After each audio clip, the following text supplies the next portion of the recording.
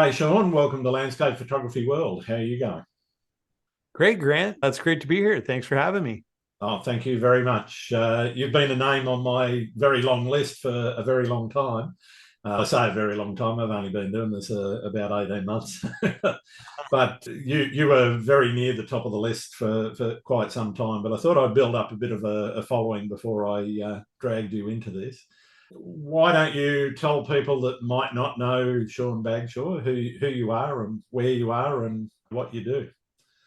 Sure.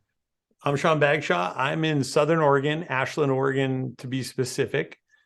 And we're the last town in Southern Oregon before you hit the California border. So I'm just about, I don't know, 15 miles from the northern border of California. And it's a great place to be if you're a landscape photographer. And yeah, I'm a landscape and travel photographer and photography educator, and I've been doing this now, getting close to 20 years. I think I'm at Wow. 19-ish years, maybe doing it full time, which seems crazy. It doesn't seem like very long, but my previous career was as a middle school science and math teacher. Okay. And it feels like I did that a really long time, but I realized I only did that for 12 years. So Wow. I've been doing this longer than the thing I think I did a long time. But I'm really happy to have been able to do both. It's been a real treat to be a teacher and a photographer, and now to be a photography teacher.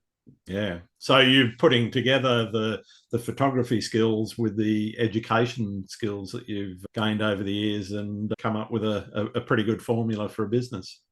It did come out that way. With a teaching training and background, I am a horrible business person, so I never planned any of that. But I think I am pretty good at riding whatever wave happens to be coming by at the moment. Mhm. And so I never could have planned it out this way at the beginning, but that's the way that it's worked out. And I'm really glad that it has, because I think I don't have a lot of skills, but I think teaching and photography are two of the skills. If I have any, those are probably about it. And to be Nice. able to combine them both in the work I do and share photography with other people has just been a dream for me. Yeah, I honestly don't think there's anything better than being able to share both the passion, but also the ways of showing people how to open up their creativity. I think it's a marvelous thing to be able to do. I agree. So why don't we go right back to the beginning? So where did Sean pick up his first camera? How did looking down the lens come about? Sure. I think I had some little Instamatic camera when I was a kid that I got as a gift, and it was fun. You could put a little roll of film in it, and it took, I don't know, 6 photos or something. And Mhm. I played around with that mostly as a toy at that point. So I can't say that was actually my start in photography. I think my real start in photography was in college. And while I was at university, I also was very interested and got involved in kind of outdoor adventure sports, Yep. mostly mountaineering, rock climbing, backpacking, some mountain biking and kayaking and stuff like that. And I became interested in just documenting it, just trying to get some documentary photos to record the things I was doing, mostly Mhm. so I could try to brag to my friends and family or Hey, look trap what I people. did. Yeah. Yeah. Yeah, basically trap people in a dark room and show them slides for hours until Ah, they yes. beg to leave, that kind of thing. But, and at the time I did that just with a slightly more advanced, but still one button, just single lens, instant camera that I could just hang from my harness when I was Mhm. rock climbing and just hold it out and click the button. Shooting slide film, that was probably the early 90s at that time. And I loved it. It was fun to create those documents of adventures and then share them with people. But there were definitely a few photos, a very few, I would say maybe 1 in 100 or 1 in 300, where something came together and that particular image was more enjoyable to look at, more intriguing, more compelling than the other ones. And that got me thinking, okay, if it's possible to take those kind of photos, one in a few hundred, what are the elements and components of that, and how can I do that more frequently? And so that How got do you me, improve the odds? Exactly. How do you improve how do you up the ROI there? Yeah. So I started doing some very rudimentary research into how to take photos, how cameras work, what are the elements of photography, and really then became interested in photography more as an art form and a pursuit all its own. And I transitioned over a few years of time from going on trips and expeditions to climb mountains to going on trips and expeditions to take pictures of the mountains. Sure. And that's what really got me into it, and did that for several years. And at some point thought, yeah, I wonder if there's a way to make a living doing this, because I love it so much. Fantastic. So in terms of that motivation, is it all about being in the outdoors, or is it all about capturing the shot? Which came first? Which is it that really drives you to get out there and do it? I think for me, it's all about being in the outdoors and having the experience. Yeah. And that's a question that comes up a lot. And it's interesting as I talk to different people, folks like yourself that are doing podcasts or whatever, and also just talking with some of my colleagues and friends about what's their motivation. And certainly some people are motivated by the photography first. And I've met people that hate being out in the dark and the cold and hiking with a lot. They don't want to get up at 4 a.m. in the morning to see a sunrise, but they do it. Yeah, they hate all that, but they really want the photo. And so they put up with it to get the photo, where I'm the flip of that. I'm out doing that stuff anyway. And a lot of times I'm out doing it without a camera, and that's just fine. Bringing the camera along is a bonus for me. It gives me a different way to experience those times in the outdoors, in the landscape. And I think I slow down, I connect more deeply with the landscape and the light and all that's around me. And then if I end up recording a photo or two that I enjoy, or that helps communicate my experience to other people, then that's a real bonus. But certainly the outdoor adventure is the primary motivation for me. Yeah, fantastic. One thing I really like to understand from photographers, and I'm still trying to understand this a little bit myself, is how important it is for some people to have a goal or a project in their photography, and how much planning they put into those elements, as opposed to being more spontaneous. And as you say, maybe you're going to be in that place anywhere, you just happen to have a camera, bang, take the shot, and if it's a good one, great. So where are you on that spectrum, from spontaneity back to detailed planning? I think I'm probably lean towards the spontaneity end of the spectrum a bit more, but I definitely do some planning, and I do have some level of kind of pre-conceptualizing or conceptualizing ideas for photos that I want to take, but I'm definitely more spontaneous. And again, I think everyone interfaces with photography in a different way. And that's one of the things that I think is great about it. Yeah. And I definitely know people who are very deliberate and conceptual and planned out about their photography. And yeah, I'm just not that way. I definitely go out, and usually the photos I end up taking, if I did spend any time thinking about what photos I might take, the photos I do end up taking are very different from those, from whatever ideas I ended up having. And I do follow the light, and I also don't get super wrapped up in feeling like I need to be photographing all the time, which I think is that some people that are very goal oriented with their photography, I need to have X number of shutter clicks per day or per week, or I'm not meeting my targets or whatever. But I go months at a time without taking a photo sometimes. Yeah. So, yeah, I'm spontaneous. If I'm feeling a photo, if I see something, then I get the camera out. And if I'm not, I don't. And like I said before, some of my favorite photos are ones that I never could have predicted or guessed in any way. Totally unplanned. Yeah. Totally unplanned. Had no idea they were going to happen. Yeah. Yeah, they tend to be the ones I like more than the ones where I have actually deliberately gone to a place and said, all right, I know this is there, I want to go and take a shot of it, and off I go. But those spontaneous ones that you find, I think are sometimes way more enjoyable to look at, to play with, and to work with in the post-processing suite. Yep. And I hear that from people. In fact, I had an email just in the last week or so, but a lot of them come on a similar theme is, so I went to this place. I knew the photo I wanted to get. I'd seen other photos like it. I had an idea of what the weather and lighting that I wanted was going to be. And so I went there, and for whatever reason, that time I went to this place, it all lined up perfectly. And in the first attempt, I got my photo. And then I wondered what else. Yeah. They're like, so I didn't know what else to do at that point. I had taken the photo that I saw in my mind, and then I didn't know where to go from there. And I think that's something that people struggle with, is that idea of getting themselves into a corner or a box of, I saw this thing, I'm going to create that. But then once I've created that, now where do I go? Yeah. What's next? Yeah. So how do you deal with that yourself? How do you deal with that personally? I just, like I said, for me, it's all the experience first. And I just go walk around. I look, I see, I get on top of things. I poke my head behind things, down holes, over the edges of cliffs or whatever, and climb up something, descend down into a canyon, have the adventure, wade through the river. And if I do all of that and no photos come of it, I'm fine with that. I'm totally fine with that. But almost always, rarely do I go through that experience or that process and not find something that compels me to want to take a photograph. But if I do, there are those times when nothing strikes me, or I'm just not in the mood to take a photograph, then I go with that. That's fine. Then I just am enjoying my time being out doing whatever it is I'm doing. Yeah, no, that's a great approach, I think.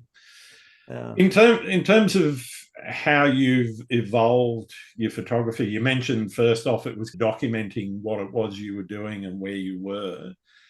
How has that sort of evolved into something that's far more artistic? Because in my opinion anyway, you tend to be more of an artistic photographer than a documentary photographer. And it's not to say your shots aren't realistic. They certainly are.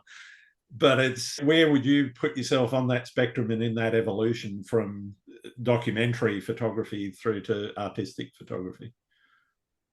That's a great question. Boy, it's funny. I think for myself, I've felt like almost from the beginning that I was really far from documentary photography, far from very literal, realistic photography. But I noticed that as time has gone on, I hear more and more other people who describe my photography as being very realistic or true or, I don't know, believable. I don't know, those kinds of descriptors. And it's funny, I think because I started in film and then I was on the early cutting edge of digital cameras and Photoshop image developing and a lot of that stuff. And so at that time, I really was out beyond what the film photographers had been able to do for the decades leading up to that. And it was pushing the boundaries, and it was seen to be, because it didn't look like traditional film photography, it was then not real or not authentic, or there was a lot of those kinds of things. So I remember saying to people, I'm not trying to be literal or a realist here. It's more impressionism. It's more hyper reality or those kinds of things. And I feel like my sensibilities of how I photograph haven't changed, but now that whole digital age has caught and passed me. And now we see so much just fantastic, fantabulous sort of imagery, which I love. Now my images are often referred to as being traditional or normal. To be honest, though, there's nothing wrong with being traditional or normal. Yeah. No, I don't mind either way. Because in the end, I think we're all just doing what we do. And That's so I'm it. not trying to do anything. I just make the images that make sense to me. And it's just interesting to see other people's perceptions went from, whoa, he's really radical and he's breaking rules and he's pushing the boundaries and his photos don't look real, to now, yeah, he's pretty conservative with how he develops his photos. And I'm like, I'm still doing it the same. Yeah, you don't feel that anything's changed a great deal. Yeah. I think that artistic choice or that creative choice to not necessarily add things. I'm not against composites or anything like that, as long as it's clear that's what you're doing, is creating digital art as opposed to just straight photography. And I'm certainly not opposed to straight photography, where I've tried to capture as many of these elements in one shot. I'd personally do a lot of exposure blending in my photography, and largely because it's dealing with high dynamic range. So I'm trying to capture what I can see with my eye, which my camera can't. Of course. Yeah. And I think to me, that's again, the beauty of this thing, if we're going to call it art, is that we all get to do it how it makes sense to us or how we want to engage with it. And you can do it all different ways. Yeah. And yeah, I'm the same. If I see some composite work that is just amazing, it's the skill and the artistry required to create some of the composite imagery that I see is just off the chart. Is it traditional photography? No, but are we measuring everything on whether it meets some traditional photography playbook? I'm not. Maybe some people do that. Yeah, I know that there are, and it's weird. I see arguments online of people saying it should be all captured in one, and I've barely processed it and everything. And it's, yeah, but you're also sometimes there missing out on some of the creative elements and the creative choices that you can make. I'm not saying you shouldn't restrict yourself sometimes, because that restriction itself can bring about other creative choices. But I think a lot of people, they sit on either side of the spectrum, rather than going, yeah, it's all part of the same coin, and we really shouldn't be having arguments about whether that's good, bad, or indifferent. You can like something or you can not like something, and that's fine. But in terms of whether or not somebody should be doing something some way, I just don't understand why these arguments brew up. Yeah. And I've had conversations with lots of friends who have a whole range of different ideas and attitudes or opinions about that. And I definitely can see, if you're someone who has invested a lot of time and energy and skill and years of practice, and maybe dedicated yourself to going certain places at certain times to create certain images, and there's a whole work flow and body of work there that's a huge amount of commitment and skill. And for someone else to come along and sit at their computer and type away and create something that matches or surpasses this thing that you worked years to be able to do, I can see how that ruffles some feathers, on some people. Sure. But then again, I'm still in this place of, but we don't all work the same. And it's unfortunate that we have to feel like one person doing what they do takes away from me doing what I do. I really feel like it should all be able to exist of its own. And it's just a little bit about maybe knowing something behind the story behind, like, this person's photos are created this way, and this is their process. And this person's photos are created some other way, and this is their process. And if you care about those sorts of things, then that may play into how you relate with those different pieces. Unfortunately, in this day and age, we don't always get to know that information. We just see that's it. It's really hard in a place like Twitter, for example. You've got 144 characters, and you can't explain the whole process.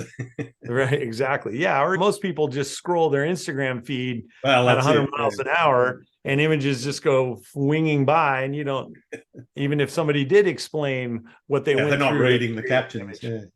Yeah. So that's the challenges of the age we live in. Definitely. I'm really interested in what makes a unique image. Is it the place, the composition? Is it the environment, or the overall experience around how the image was made?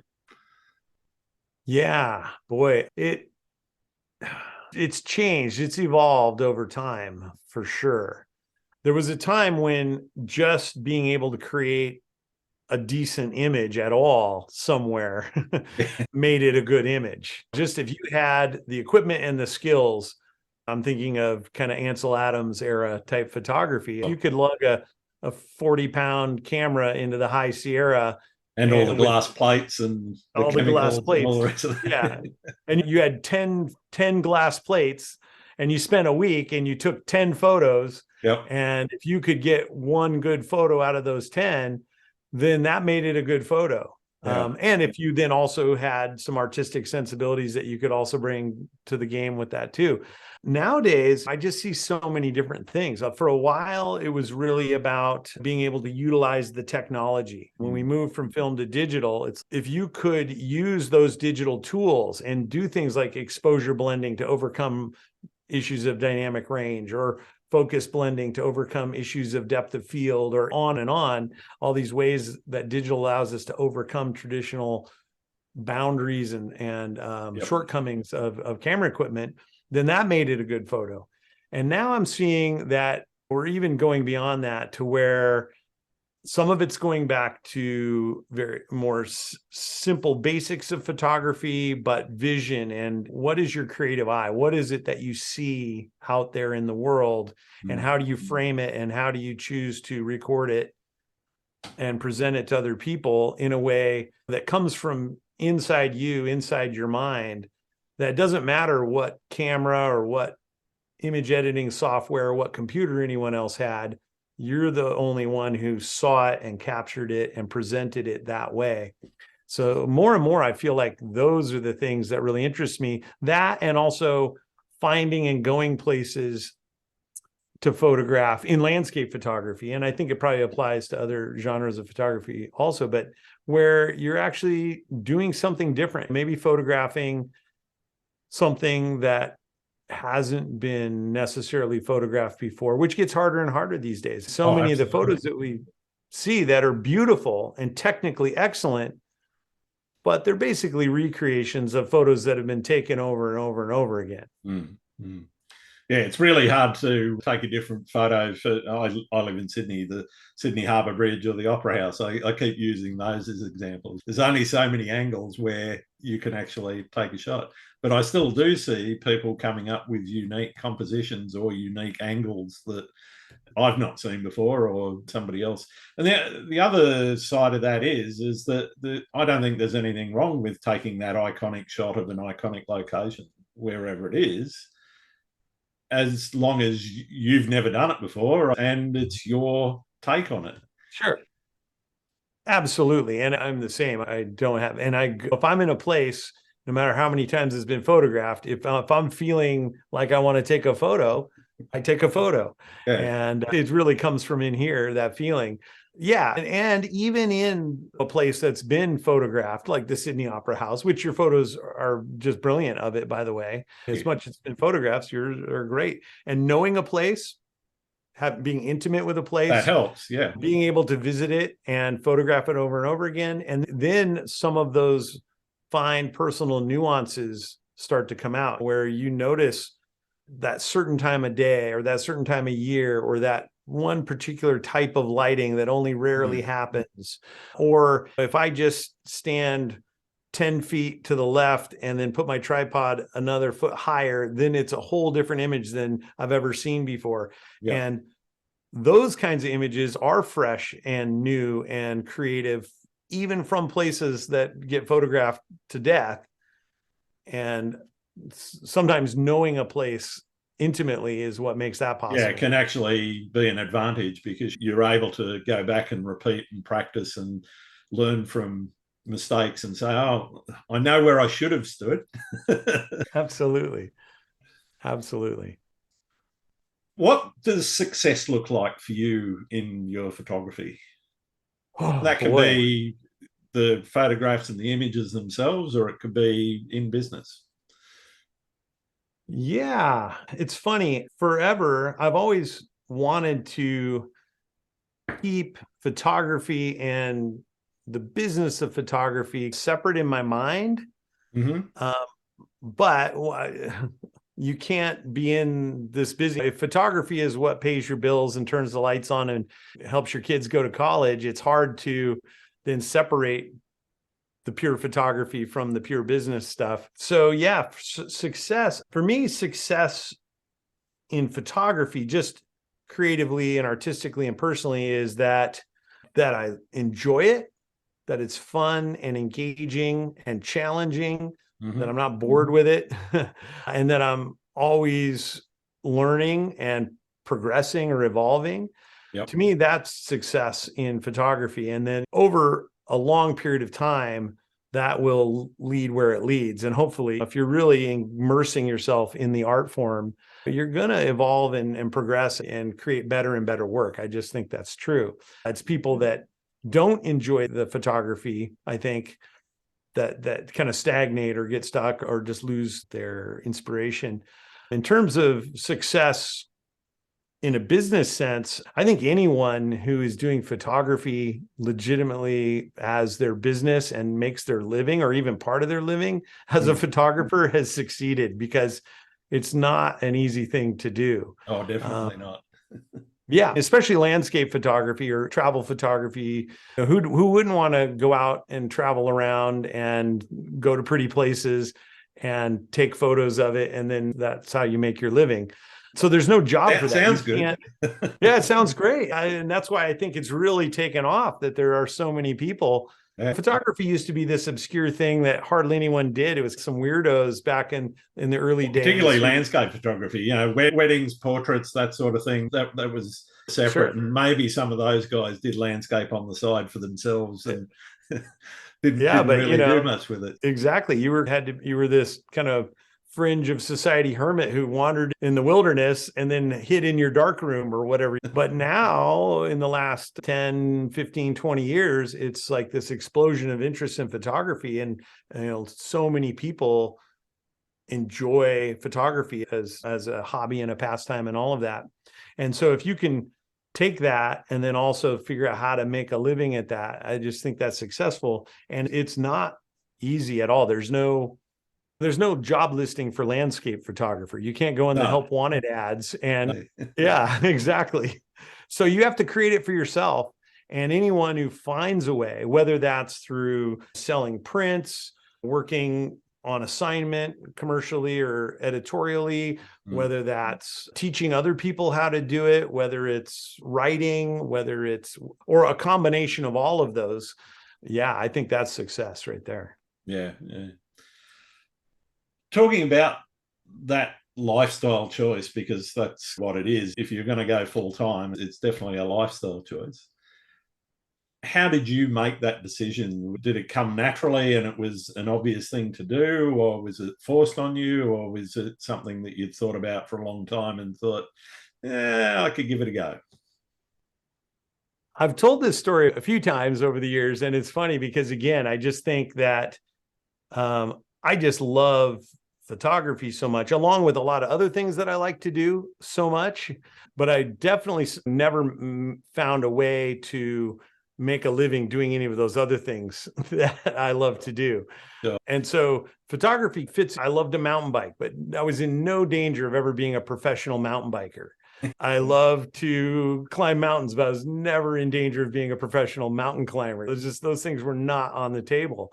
But I categorized my photography in with my other hobbies like that. And so the point at which I decided to make a lifestyle switch was, I'd been doing my teaching career for 10 or 12 years and I loved it. But my wife was also a middle school science teacher. So we had the same job, and because we understood each other's jobs and we had the exact same schedule, we could completely throw ourselves into our teaching, which we did.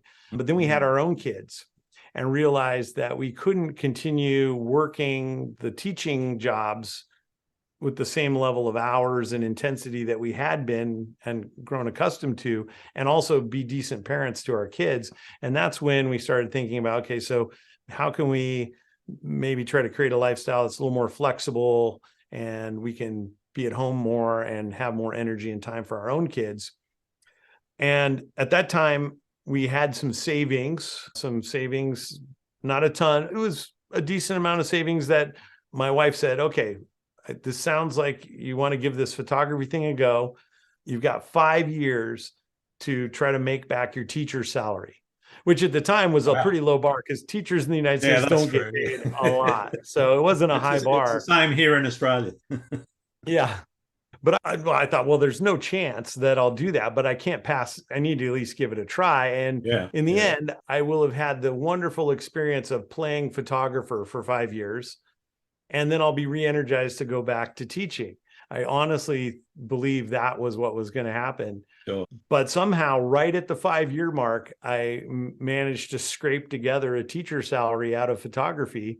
Wow. And then thought, all right, I guess I did it. I guess I get to keep going. And I really just felt like that every day since then, is like, all right, I'm still scraping this together. So I guess I get to keep going. Fantastic. That's great. It is great. I don't know how it works or how it happened, because like I said, I'm not someone who plans well or devises a business strategy, but I'm also not going to argue with it. Yeah, no, fair enough. One of the things people starting their photography business journey, and even if they're still doing it part-time and they just wanting to make a bit of money on the side, is trying to formulate a way for pricing your work.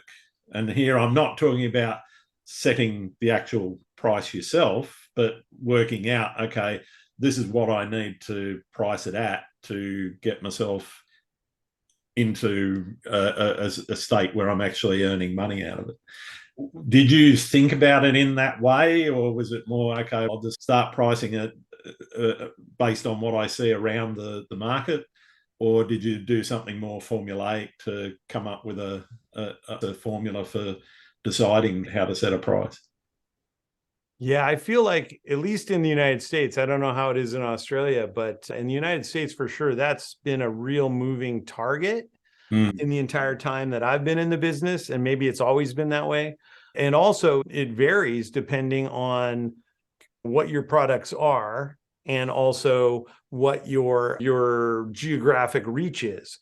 Because I know here in Southern Oregon, when I first started, I was taking any job that involved a camera that paid a few bucks. So I was photographing high school senior portraits and weddings, and I photographed people's pets. I photographed custom furniture. I photographed real estate and architecture, you name it. I did magazine assignments, all of it. If somebody said, can you take a picture of this and we'll pay you some money?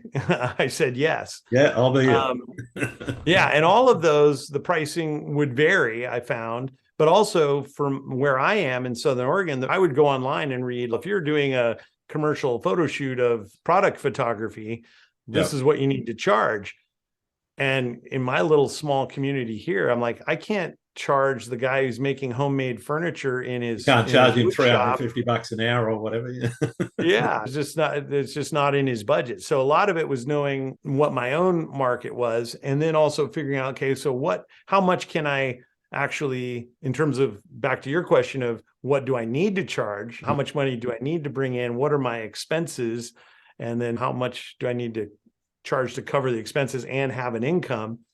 And then I began looking at, like, all right, so maybe my local community here is good for getting the wheels turning and getting experience and getting going. But then I need to start branching out and going beyond that.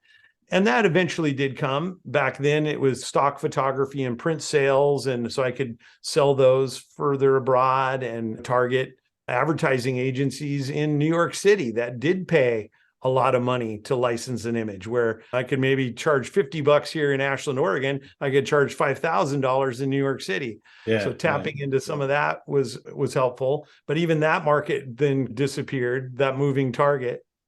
And then right about somewhere in there is when the teaching piece hit me in the head by accident.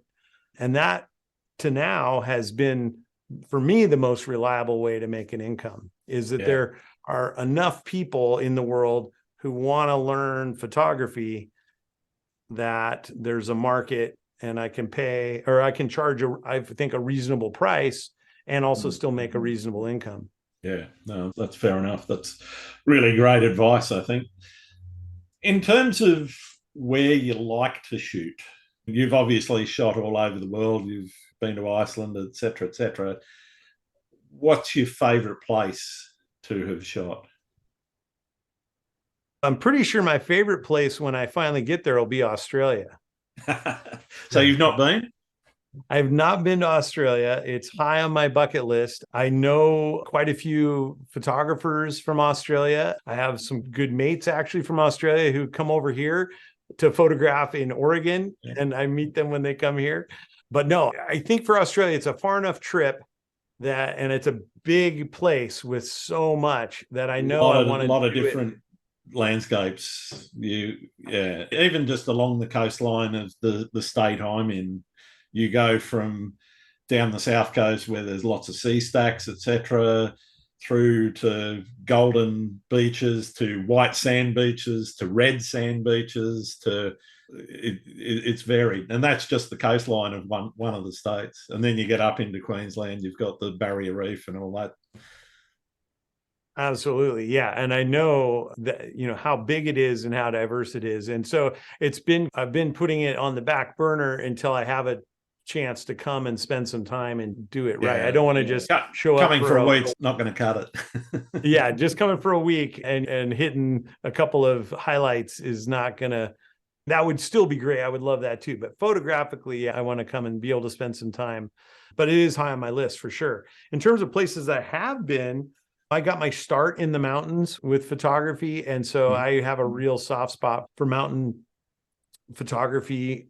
So, boy, the Himalayas, the Alps, the Italian Alps, the Dolomites, the Rocky Mountains, both in the United States and in Canada, the Cascade Range, that was my home mountain range here in the West Coast, the Sierra Mountains down in California. Yeah, I just can't get enough mountains and traveling in the mountains and photographing in mountains. And the other place that really has captured me in more recent years is the coastal redwood forest, the Northern California coastal redwood forest. It's only about 2 hours from where I live, so I can get there fairly quickly. And I find myself just going back there all the time. And there's just something about being in those forests that is, I can't compare to anything else. Yeah, it's definitely a place on my bucket list. Same with the Oregon coast, and actually all the way up Washington, up into Vancouver. It's a very beautiful part of the world out here for sure. If you get in this area, definitely give me a ring. And certainly will. One of the things, talking about where you live and where you shoot, how I'm really interested in how that influences maybe how you shoot and what you shoot. Or do you go into the field thinking, okay, I'm going to shoot this way because, let's say it's the coast that you're on and you want to catch some water flow or whatever, and so therefore that's going to dictate a quarter second or a half second shutter speed or whatever. How does where you are dictate what you want to shoot, or do you look at it in a different way? Yeah, I think I really just respond in the moment to whatever's going on. There's definitely some landscape photographers that use a lot of different techniques, but I find that a lot of landscape photographers, you have your tripod, your camera body, your 3 key lenses, the wide angle out to your telephoto, a couple filters, and you're good for pretty much whatever you run across. And then with that kit, then you're just responding to what you're seeing and what the conditions are, certainly working with different shutter speeds and different depths of field, and going super wide angle and doing forced perspectives with extreme close-up foregrounds in places where that makes sense to do.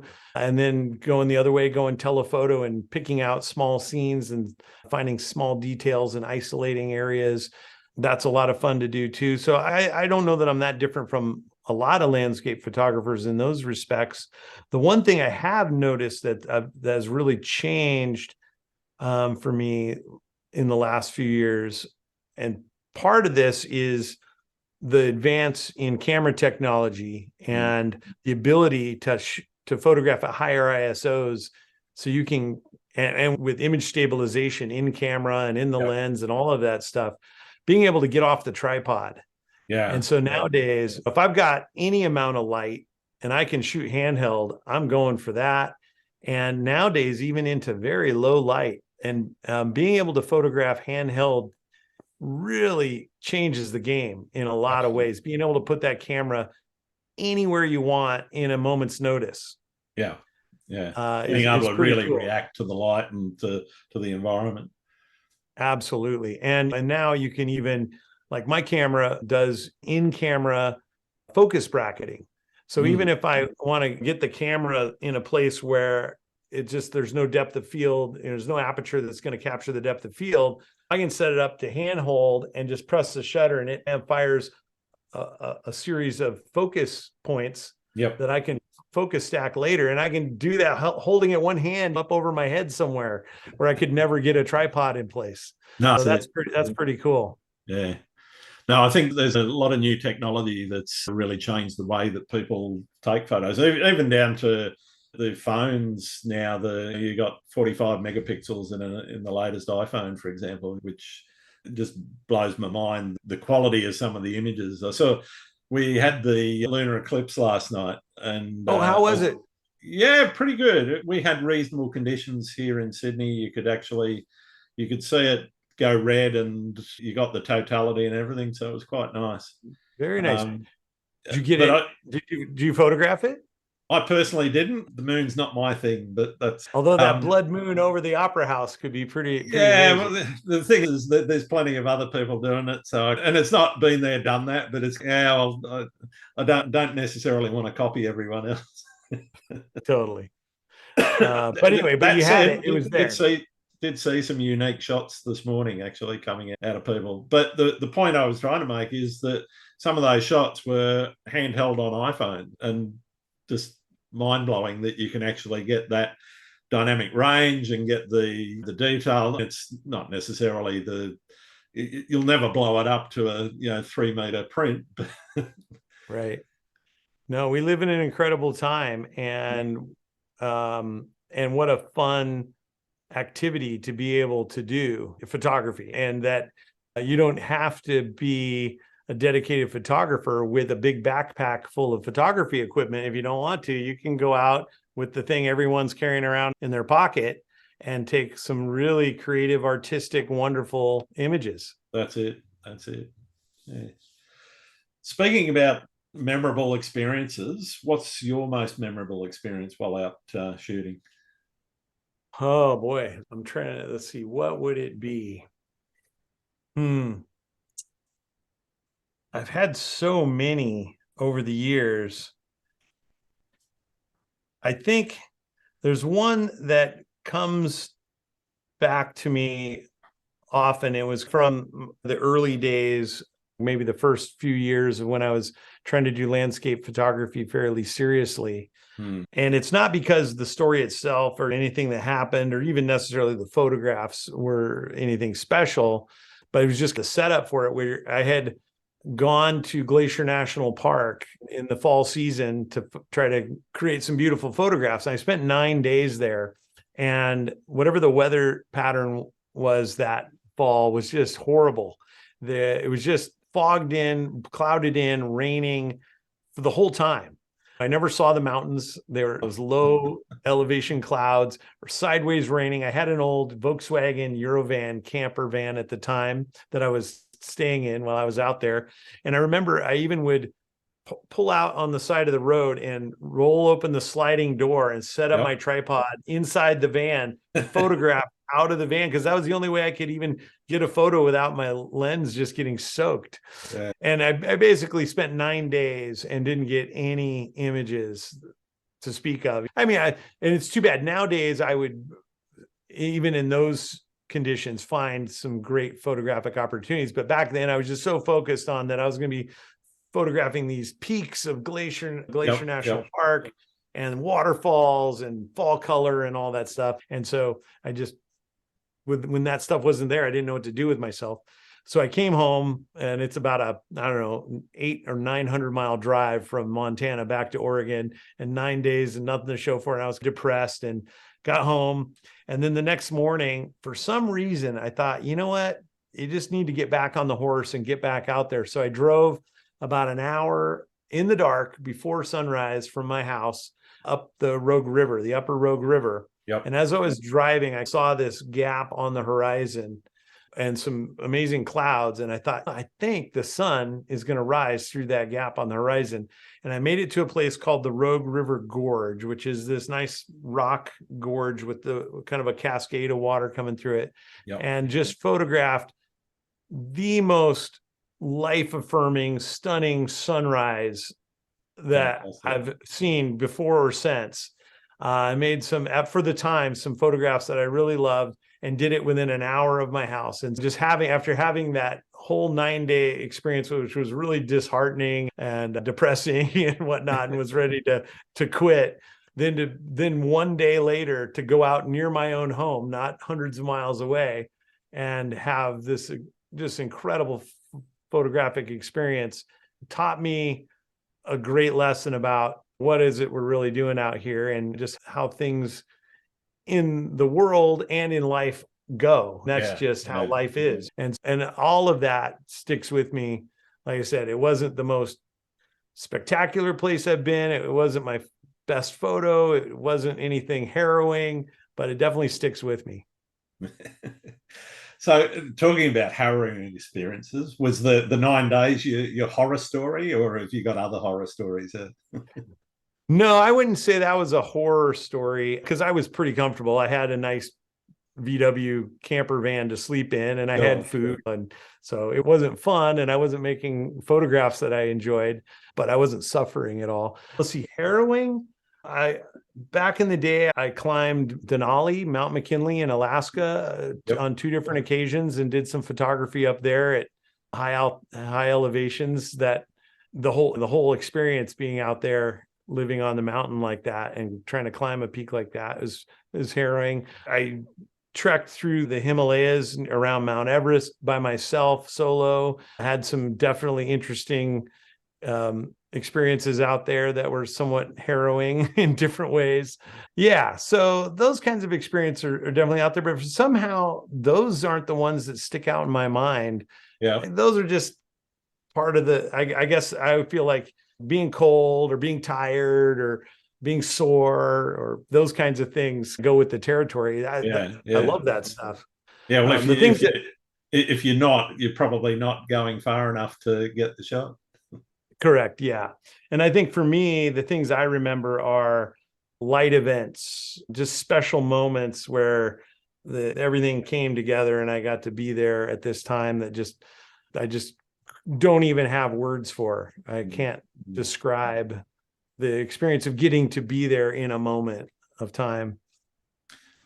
As a teacher, you'd probably understand this question. What have you learned about the world through the practice of photography? I've definitely learned to, as I alluded to earlier, to slow down and pay attention and really focus on the moment that you're living at that moment. I think as people, we spend a lot of time very wrapped up in our minds in the past and in the future, or even on things, imaginary things that never happened and probably never will happen. And even, like I said, being out in the landscape without a camera, I'm still in that place in my mind where I'm thinking about the next election cycle, or how am I going to pay some bills, or that thing I said 2 years ago that now I feel stupid. I wish I'd never said it. And I replay it in my mind over and over again. Yeah, those things that our little inner voices do to us. Yeah. Exactly. But with photography, when the camera comes out and I'm out in the landscape, I truly am paying attention to what's actually happening and what I'm actually seeing, hearing, smelling, feeling at that moment. And that's been really valuable. And it's helped me be able to also translate that to when I don't have a camera. Which I don't know that I ever would have. Yeah. Interesting. I want to talk a little bit about, I guess, the post-processing side of things. We've talked a fair bit about how getting out into the world and taking the shot and lining up the comp is, that's all about it. But you do a fantastic line in YouTube videos, and I've learnt quite a bit from sitting watching you doing things. Where did you learn your post-processing? was it trial and error, other people's YouTube, or did you go through some formal training somewhere? I did not go through formal training, and when I was learning, there was no YouTube. There wasn't even social media. It was pre anything. The one thing so a lot of it was trial and error. A lot of it was just fiddling around and doing it the slowest, wrongest possible way. Yep. But in the early days, when I was getting into when I got my first digital camera, which I think was about 2001. Yep. And that was also when I first Photoshop had been around before that, but unless you were scanning your film, you weren't using Photoshop. So once I got a digital camera, then Photoshop, and that just opened up this whole world of possibilities that I never had before, because until then I would take photos on slide film and send off the roll of film and cross my fingers and then be disappointed with what came back. So being able to develop my own images was just groundbreaking. And at that time, there was a website here. It still exists. It's called naturephotographers.net, NPN. This was early 2000s. I don't know when the site itself actually started, but it was an old forum bulletin board sort of website. Yep. But you could actually post images and other photographers could critique, and you would share ideas and give suggestions. And that's where a lot of my learning took place, was in that community on that website, meeting other photographers who I didn't know any others in my area, but was able to meet people online and share ideas. And we were all figuring it out together because it was brand new. Yeah. And so it was really fun. And a lot of those people that I knew from those days are still my friends and colleagues to this day. In fact, everyone who's in Photo Cascadia, which is a photo group that I'm a member of, that we've been going for about 13 years now, we all know each other from that website. And I was really excited because that website fell into disrepair. And it's been, in the last few years, it was purchased by David Kingham and Jennifer Renwick. Okay. And they completely revamped and upgraded it. And I would say anyone who wants a really solid photographic community where you can learn and share ideas, and it's not social media at all, check out naturephotographers.net. It's a really great photographic community. Fantastic. Thanks for that. I know that because I've watched a little bit about Photo Cascadia before. Why don't you talk a little bit about that for people that may be unfamiliar with the group and why it exists and what it does? Sure. So I think 14 years ago, somewhere in there, Adrian Klein, who was someone that I met through NPN, had this idea. And at the time there had been other kind of photography collectives throughout time. There's the famous F64 group of Ansel Adams and the other folks that were part of that group. And there had been other groups even in that period of time that we knew about. But Adrian thought, you know what, it'd be cool to have a group of like-minded, similar kind of disposition, Northwest photographers, just to be able to work together with, support each other, run ideas by, all of that. So he reached out to 5 other photographers that he knew through NPN, and we all knew each other tangentially, and said, hey, I'm thinking of forming this group. Anybody interested? And all 5 of us said yes. So that formed the original 6 members of Photo Cascadia. So it's Adrian Klein, Chip Phillips, Zach Schnepp, Kevin McNeil, David Cobb, and myself. And then couple years after that, after we had been going together with that group, we became aware of Erin Bobnick and her photography. And kind of in the same time period, she was aware of Photo Cascadia and connected with us. And we just really impressed with her work and her writing and her artistry and all of that. And so eventually we invited her to be part of the group. And so the 7 of us now have been that group for quite a while. And in terms of what the group is, it's just really a photography collective. I guess that's the best way to put it. It's not a business on its own.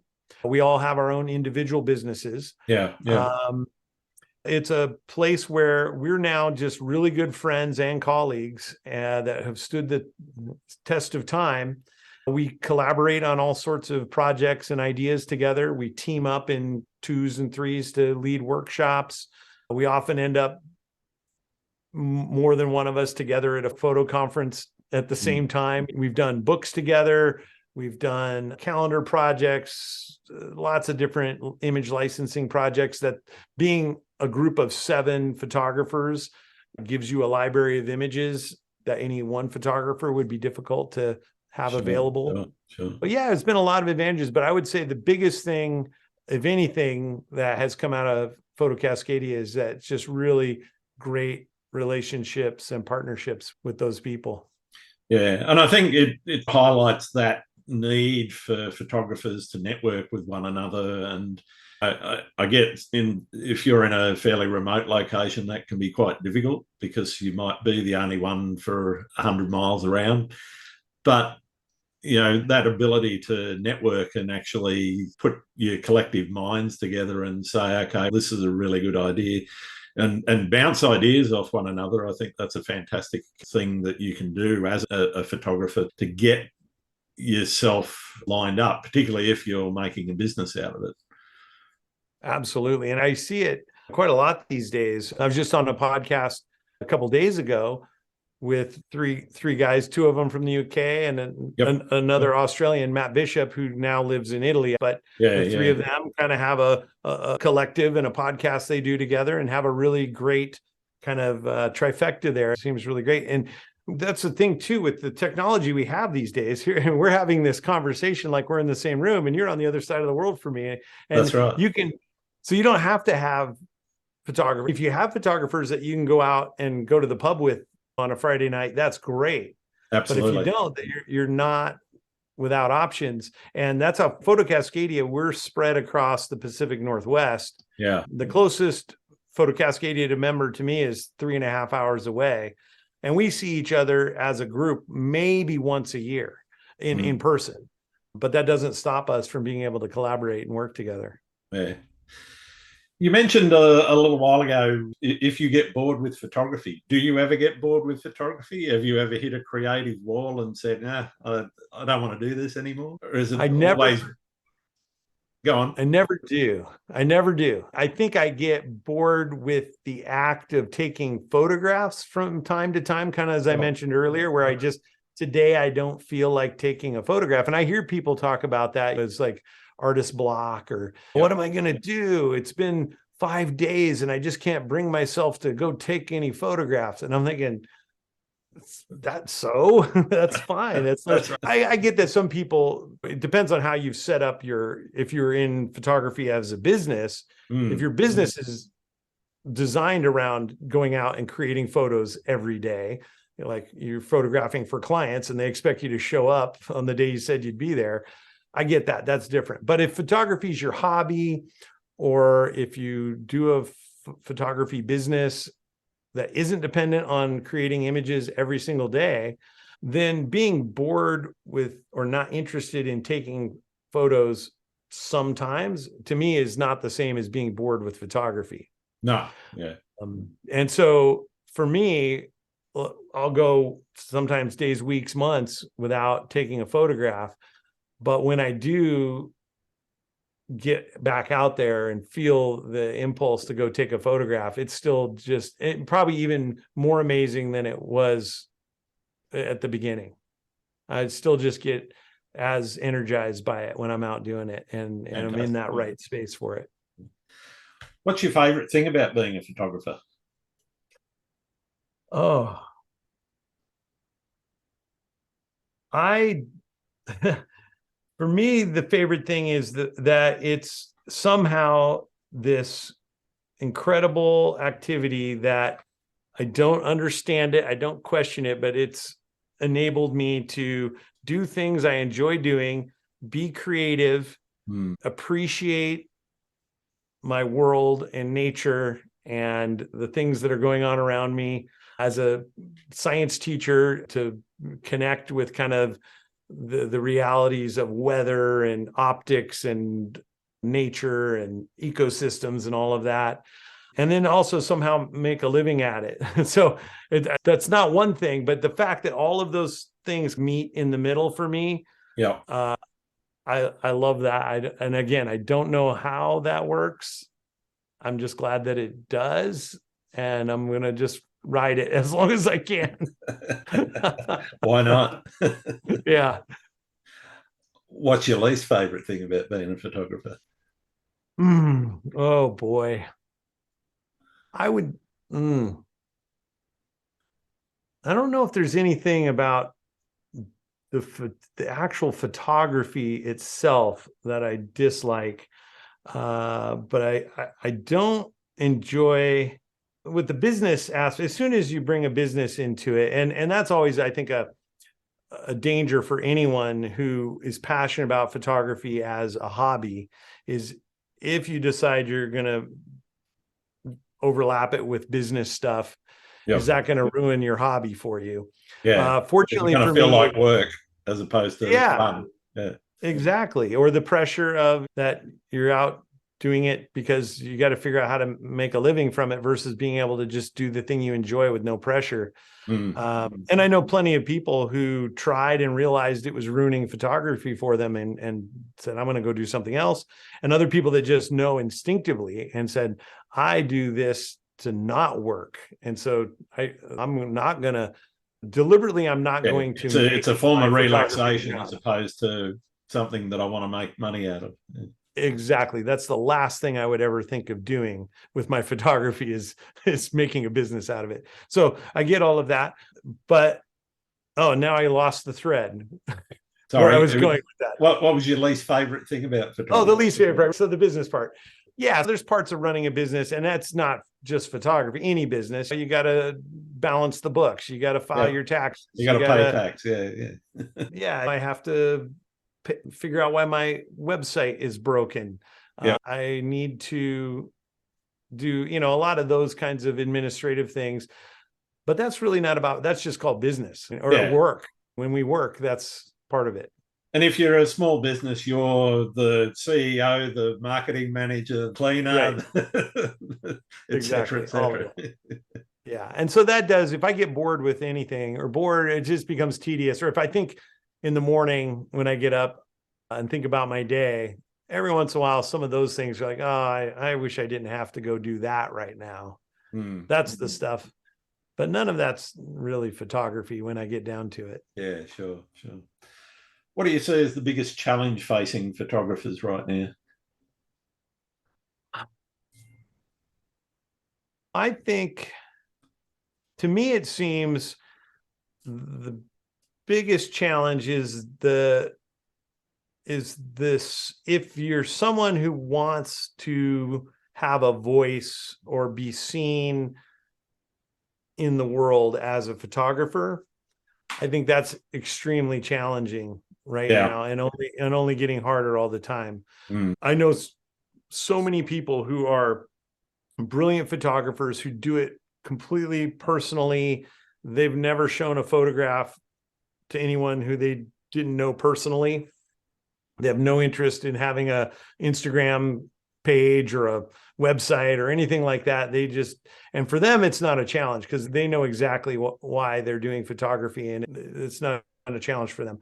But I think for some of us, and I'm included in that, is part of being a photographer is that my photographs get seen and get out there. And there's just so many people doing it these days, and it's so easy to share photographs that it's the really great photographs and great photographers are lost in the tide. And so to feel like you're able to, I think for some people, that's a real challenge. They feel like if I'm not being seen, if my images aren't being seen, if I'm not getting the thumbs up on Facebook, or I'm not getting a huge following on Instagram, or whatever their measure is of success as a photographer, they feel like they're not succeeding. And that could be the complete opposite of the truth.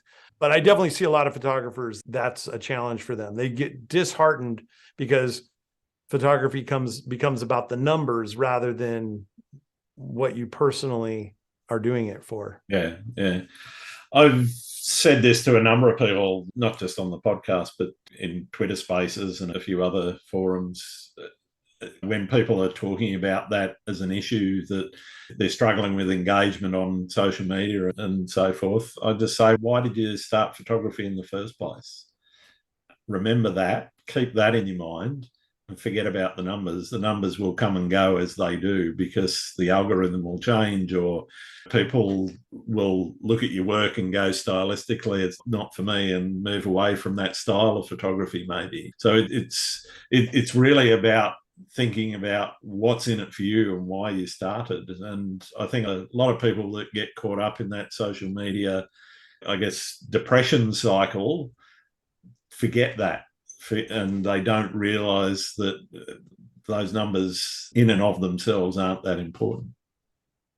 Yeah, and I get it, because it's hard, and I do the same thing. I post a photo, been doing it for decades, and I post a photo, and then all day long I'm checking, does anybody like it? What are people saying? I'm in the same boat. We all are. It's so hard to not be there. But at the same time, I can also honestly say, if social media disappeared tomorrow, if my business in photography dried up and not another cent came in tomorrow, would I still go for a walk in the hills with my camera? That's I absolutely would. Yeah. And I think that's the thing to keep in the back of your mind when your numbers aren't going the way that you'd like them to, is just say, would you be carrying that camera and the backpack full of gear out into the bush or out to the coast or whatever? And if the answer is yes, I would, that's all that really matters. Precisely. Yeah, I think so too. Where do you see the future of photography going? I hope there'll always be a space for, in landscape photography, for the kind of sense of exploration and adventure and discovery and personal artistic exploration. I hope there'll always be that. Whatever else photography becomes, I hope that will be available to people on whatever level. Yeah. But it definitely, obviously, as more people do it, as there's more ways to share it and have it out there, and so there's a bigger and bigger supply and a lower and lower demand. And also now, as we see, I've fiddled around with, I don't know if you're aware of some of the AI software. Midjourney is one of them that I messed around with the other day just because I was curious. But the fact now that anyone can type in a few words and it spits out images for you, at this point, they're still not photographs, but we're not far away, and it will be. They will be indistinguishable. They're getting close to being photorealistic, and it won't be long before they are. And I can see a time where in your phone camera there'll be an AI component which will allow you to enhance the image. If you don't like the sky, change it. And all you have to do is say, change the sky to a nice red sunset or whatever. Yeah. You say that into your phone, your camera changes it. There's your picture, post it on Instagram. Happy days. And that's where I always come back to. And I don't know if this will be true or not, because that may win any image possible, and even images that aren't possible because there are places that don't even really exist, but they look like they do. When those are available like air, does that completely take all the value away from photography?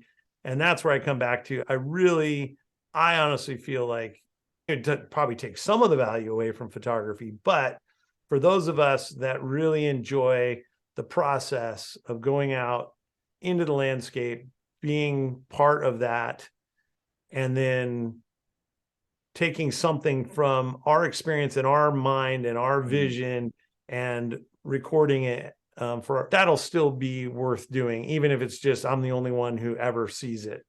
That's exactly it. Yeah. And it goes back to what you said before. If you were going out there to take that shot anyway, you're going to do it. And I don't see human creativity being in any way threatened necessarily by the AI side of things in terms of landscape photography anyway. I can see where product photography might head that way, because you now got the ability in the hands of a creative director who doesn't know what an ISO setting is or whatever. He doesn't Right. need a photographer now because he can type a few words in and the computer spits out a nice image the way that he wants it. And he gets half a dozen choices like he wants and so forth. So I can see where product photography might get eaten away a little bit, but you know, I think maybe. as an art, yeah, no, I totally agree. I think as an artistic pursuit, and just as the one thing that I don't think, at least not yet, that AI can recreate or reproduce for us is experience. And I always think about my brother, who my brother started and owned and operated a bike shop for years, for decades.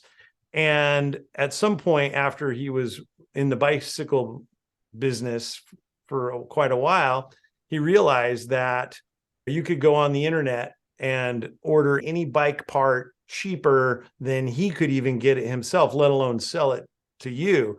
So you're always going to go online and get a better deal.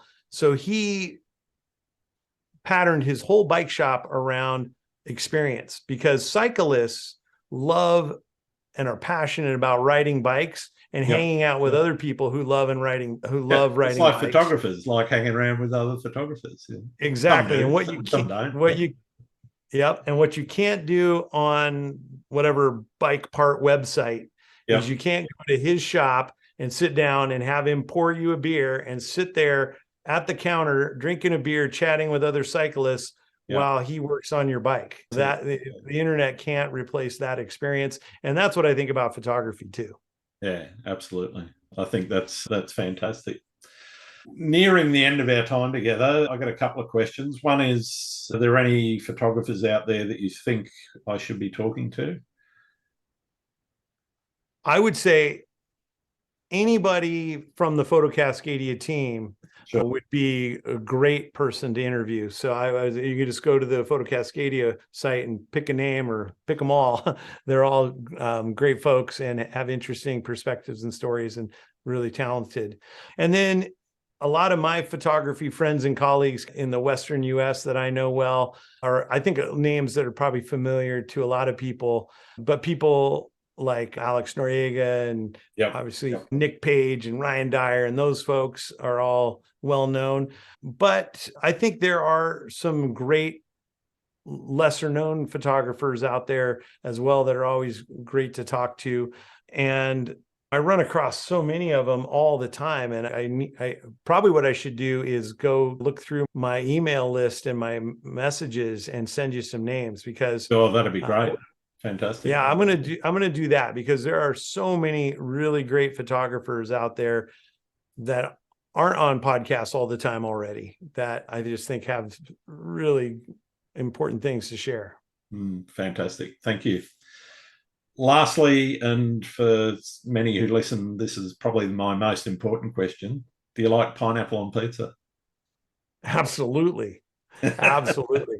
I don't know what the right answer in Australia is to that. There isn't one. Oh, okay. Because certainly parts of the world there is a right answer. Oh, I know.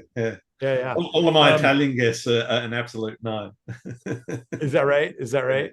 I grew up, anybody who's from Oregon, or especially Southern Oregon, will know Abby's Legendary Pizza, which is the pizza I grew up on in the little podunk town that I grew up in. But yeah, the Hawaiian pizza with the Canadian bacon and pineapple, that is a staple in small town Oregon living. Fantastic. Thank you very much for that. we have a weird one. Sorry.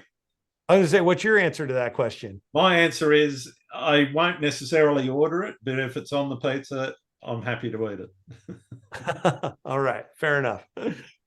I won't necessarily go out of the way, but we have this weird anomaly over here in Australia where we also do pineapple on burgers, and also for pizzas we've got an egg.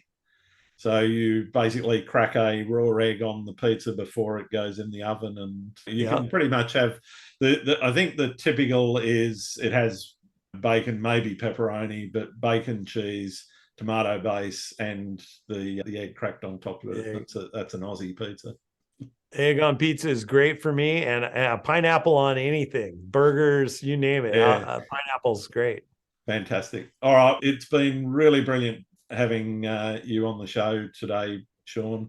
Fantastic getting to know you better and learning more about what you do and how you do it. Where can people find your work? My website is the main place to find me, and it's outdoorexposurephotography.com, which is a long name. You can just Google Sean Bagshaw and put photography on the end, and you'll find me as well. And of course, all the usual social media places out there and YouTube and all of that. And the Photo Cascadia website as well. Definitely check out Photo Cascadia. And yeah, those are the main places. Fantastic. Thanks very much. Thank you, Grant. This has been great. You're a really good podcaster and interviewer. I had a great time. Thank you. Thank you. And a good photographer, I'll say as well. I'll take that. Thank you. Thanks again for listening to Landscape Photography World. I hope you enjoyed the show, and keep listening because I'll be joined by some great guests in upcoming episodes. You can find my work in this podcast at grantswinburnphotography.com. I'm also on Vero, Twitter, YouTube, Instagram, and Facebook. I'm Grant Swinburne. Hope to see you out shooting soon.